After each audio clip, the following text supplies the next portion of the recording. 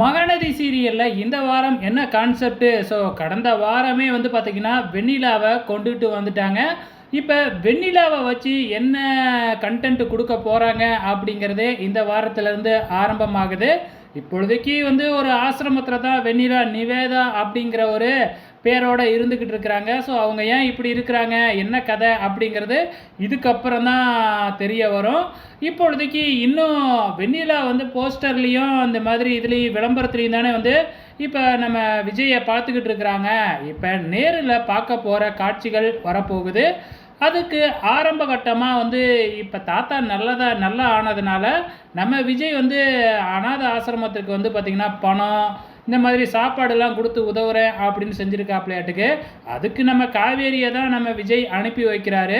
நம்ம விஜயும் வந்து பார்த்திங்கன்னா அவங்களோட அப்பளத்தையே எடுத்துக்கிட்டு போயிட்டு அங்கே இருக்கிற ஆசிரமத்துக்கெல்லாம் கொடுக்குறாங்க, ஃப்ரீயாகவே கொடுக்குறாங்க.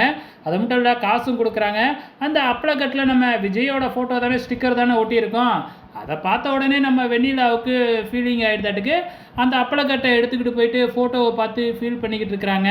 இங்கே வீட்டில் நம்ம தாத்தாவும் பாட்டியும் காவேரியை தூக்கி வச்சுக்கிட்டு ஆஹா ஓஹோ அப்படின்னு புகழ்கிறது மட்டும் இல்லாமல், வெண்ணிலாவுக்கு அப்புறம் நீ எங்கே இப்படி இருப்பியோன்னு நினச்சேன், ஆனால் காவேரி உனக்கு பொண்டாட்டியாக வந்ததில் எனக்கு ரொம்ப சந்தோஷம் அப்படின்னு பாட்டி காவேரியை பற்றி புகழ்ந்துக்கிட்டு இருக்கிறாங்க. இந்த பக்கம் நம்ம விஜய் வந்து பார்த்திங்கன்னா எல்லாருக்குமே காவேரியை பிடிச்சிருக்கு, ஆனால் என்னால் மட்டும் இன்னும் வெண்ணிலாவை மறக்கவே முடியலையே அப்படின்னு சொல்லிட்டு வெண்ணிலாவோட ஃபோட்டோவை ஃபோனில் வச்சுக்கிட்டு அதை டெலீட் பண்ணலாமா வேணாமா அப்படின்னு யோசிச்சுக்கிட்டு இருக்கிறாங்க.